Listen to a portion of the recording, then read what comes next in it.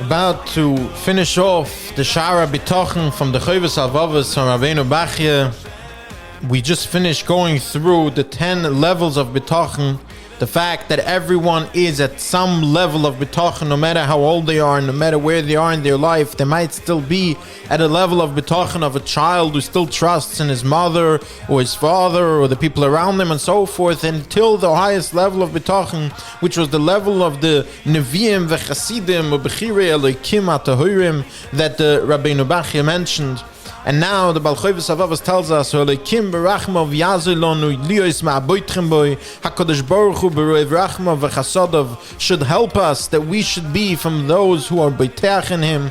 Hamoisrim as atzmom ledinoi bagoloi baseiser, for those who give themselves over to completely to the anhaga of the Borei Yisbarach Shemoi, which is of course what the Chovas Halevovas just mentioned in the 10th level of Bitachon, where a person can reach a madrega where he never wants anything but what HaKadosh Baruch Hu already provided for him in the position and the state that he's in, because he believes and he has complete and full trust, Habiteach B'Shem Chesed Yisei V'Venu, as complete Bitachon that whatever HaKadosh Baruch Hu does is for his best.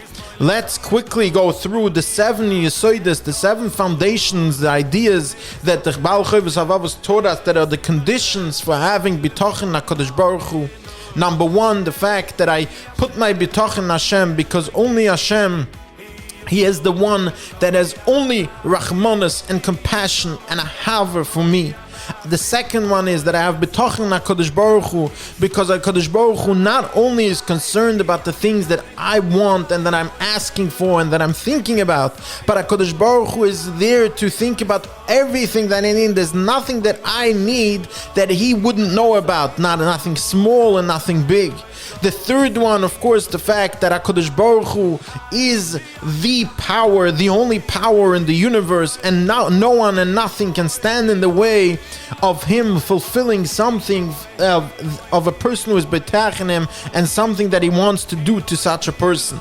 The fourth condition, of course, the fourth goyim that the Rabeinu Bachye brought us as a cause of bitachon, is the fact that only HaKadosh Baruch Hu knows what's really good for me, and therefore He is the only place I should place my bitachon.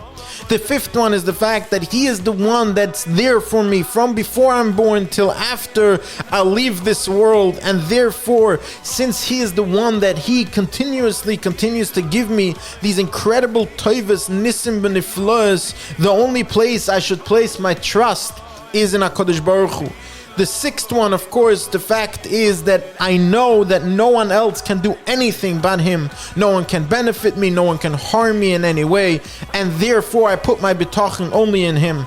And of course, the seventh one, the fact that HaKadosh Baruch Hu, knowing that HaKadosh Baruch Hu is a toiva meitiv, He only does good, He only does chesed, whether we deserve it or not. Something, of course, we saw by Yetzias Mitzrayim, Oivda Avodah Zarah, it doesn't make a difference if we deserve it.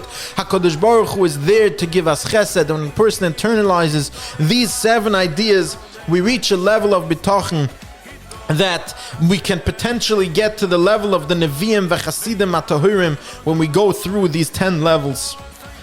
As we finish off the Shaar Habitachon, the Chovas Halevovas, and Yirtzeh Hashem, we will start going through different divrei rishonim v'acharonim b'negea to the inyanim of bitachon.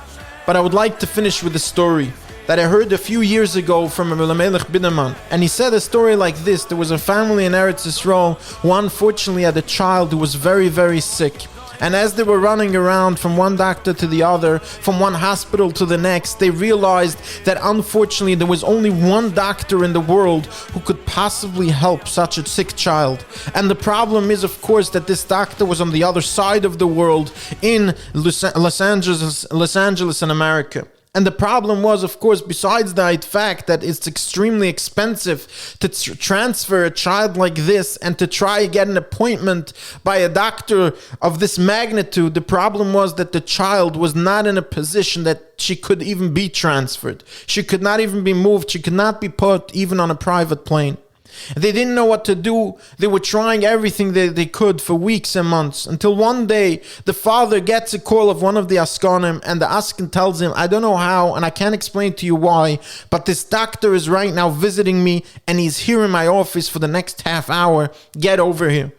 The father didn't know what to do. Of course, he was not exactly in a position to be there within the half hour, but he was in Israel after all, so he jumped into a taxi and he gave the driver 1,000 shekel and he told him, I need to be there in 30 minutes.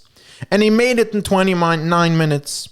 He gets to the office, he runs up the steps, and the Askin tells him, I don't understand, why didn't you pick up the phone? I was calling you, the doctor got a phone call, and he left 15 minutes ago. The father collapsed on the couch. After everything that he tried doing, after everything, here he came, finally, he thought something happening, maybe a miracle is happening here, a doctor is here, and now the doctor is gone. As the Aska saw the father collapsing on the couch, he quickly handed him a cup of water, at which point the father, like every one of us, looked at the cup and was about to make a shahakol. And he realized something. He internalized something. He internalized the idea that here he is trying to run after a human being, a doctor, for months and months, and he can't even speak to him. He can't get him on the phone. And here, if he wants to speak to his creator, all he has to do is make a shahakol near bedvarei. He made that bracha, he made that shahakol, and no one could explain it, but within a few days, his daughter started getting better. And of course, he told his wife that he believes that it was that bracha, that shahakol, that made the change. And of course, his wife told him, why didn't you make a bracha earlier? But b'negel in yaneinu, b'negel to bitachon, what we learned and internalized and realized in Shaar Habitachon from the Chovas Halevovas is something that the Chovas Halevovas mentions right in the beginning.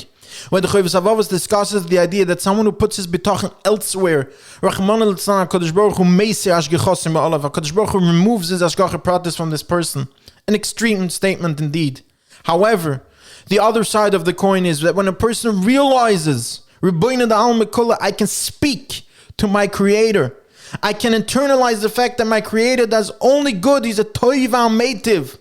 When a person takes bitachon to the next level, there is absolutely nothing in this world that can stand in the way. Not even Teva itself will stand in the way of such a person.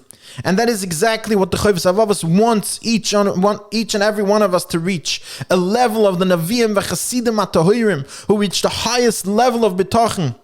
And with that, achieved everything they were put into this world to achieve. Mit Hashem will continue to do these daily recordings and try together to grow in our midas habitachon. Have a wonderful day.